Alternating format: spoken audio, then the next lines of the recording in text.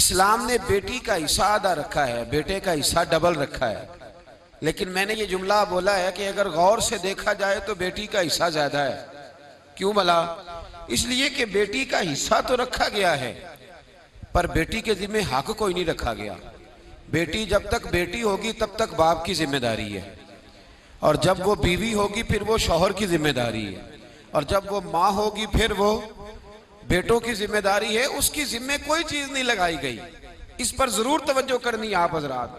औरत के जिम्मे कोई चीज देखे ना, नान नफका शरीयत में खामद की जिम्मेदारी है। रहने को मकान देगा, पहनने को कपड़ा देगा, औरत की जरूरियात का ख्याल रखेगा। ड्यूटी किसकी? खामद की। और जब उससे कबल वो अपने बाप के घर में थी तो ड्यूटी किसकी थी? वालिद की। वालिद उसको कपड़े लेके देगा। वालिद किसी जगह शरीयत में ये मौजूद नहीं है कि बेटी खुद जाके कमा के लाएगी, बाप की जिम्मेदारी। और जब शादी हो गई तो फिर खामद की जिम्मेदारी। और जब वो माँ बन गई तो फिर तो मेरे महबूब ने कमाल ही कर दी। फरमाया बेटा जब जन्नत ढूंढने निकलेगा तो उसे मिले ही माँ के कदमों के नीचे। तो बात ही खत्म हो गई। फिर वो जिम्मेदारी। एक सहाबी ने कहा या रसूल अल्लाह सल्लल्लाहु तआला अलैहि वसल्लम, मेरा सबसे कीमती पैसा कौन सा है जो मैं खर्च करूं तो मुझे सबसे ज्यादा अजर मिले?